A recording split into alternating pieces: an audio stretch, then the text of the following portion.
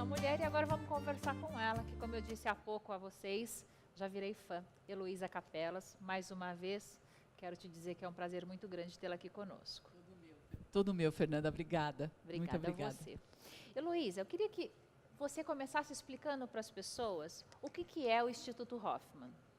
Bom, primeiro é o Centro Hoffman, né, que é uma empresa que aplica vários cursos de autoconhecimento, sendo que um deles, e o mais importante, é o Processo Hoffman. É um curso criado há 49 anos, em março de 67, lá na Califórnia, pelo Bob Hoffman.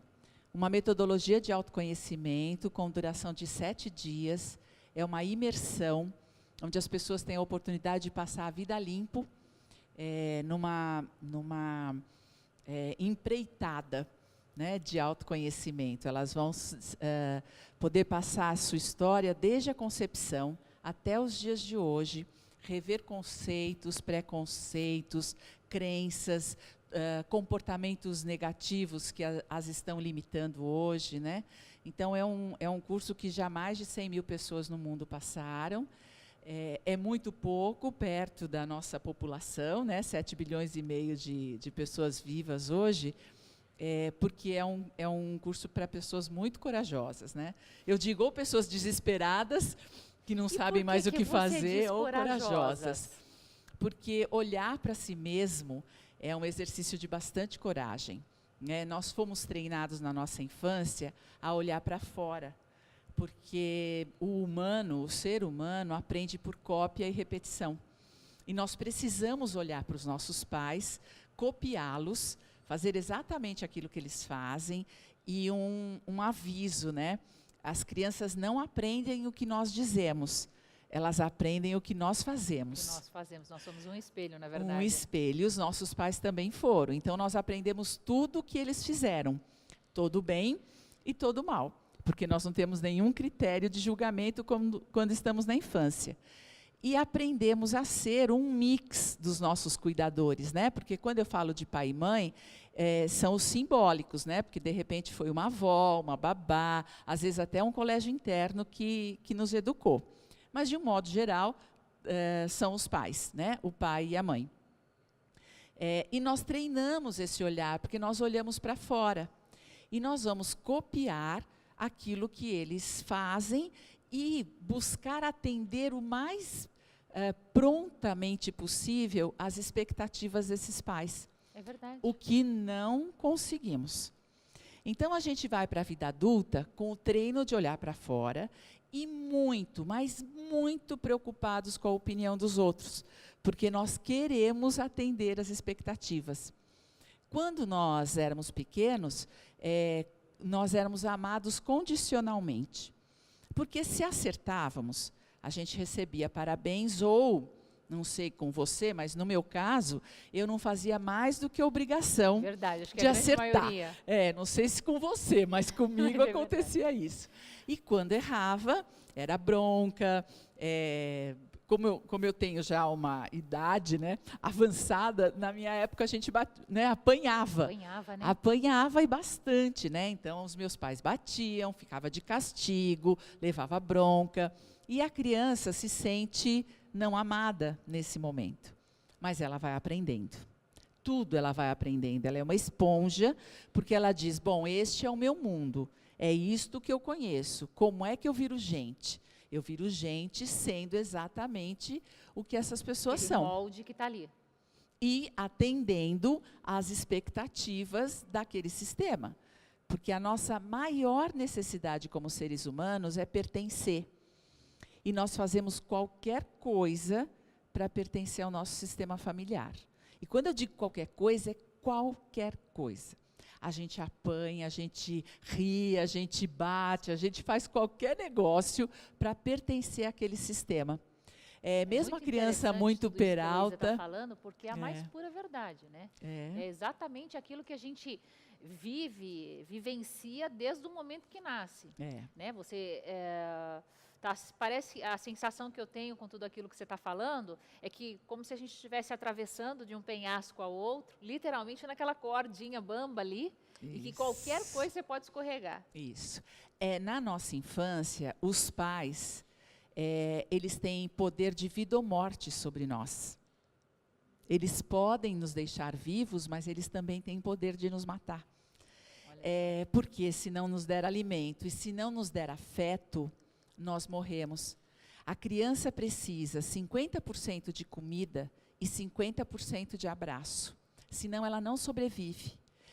E isso é ciência, né? Então, todos nós aqui tivemos a quantidade certa, tanto de comida como de amor, porque senão a gente não chega na vida adulta. Mas na nossa experiência infantil, eles têm esse poder sobre nós. Portanto, a gente atende qualquer pedido deles. Tudo isso vai para o nosso inconsciente quando nós somos adultos, porque nós estamos em construção neurológica. Aos 12 anos de idade, mais ou menos, o nosso cérebro fica pronto e a gente vai para a vida adulta. E aí a gente só repete, porque os caminhos neurais já estão aprendidos, e a gente só repete. Então, eu repito olhando para fora. Então, quando eu digo precisa de muita coragem, eu preciso de coragem, primeiro, para fechar o olho e olhar para dentro. Complicado. Porque é olhar para mim uma experiência que eu nunca tive, porque não é isso que a gente aprende na infância. E depois, nós somos muito fiéis aos nossos pais. E olhar para a nossa história significa reconhecer os erros deles. E é muito difícil. Olha o que a Luísa está falando. Acho que é uma coisa que a gente, na verdade, nunca para pensar. Não. Né? Não. Porque é como você disse, é um molde e a gente segue aquele molde, né? Isso. Sem questionar. Sem questionar. Só que eu acredito que, com tudo isso que você está falando, a carga de frustrações também deve ser absurda, né? Sim. Porque se você não olha para você, olha ao redor, como ela está dizendo, tão e somente, é uma preocupação muito grande em atingir a expectativa de todas aquelas pessoas que te rodeiam, e a frustração de quando você não consegue alcançar aquele objetivo. Isso. Via de regra, a gente chega na nossa vida adulta com uma crença inconsciente de que nós não somos bons o suficiente.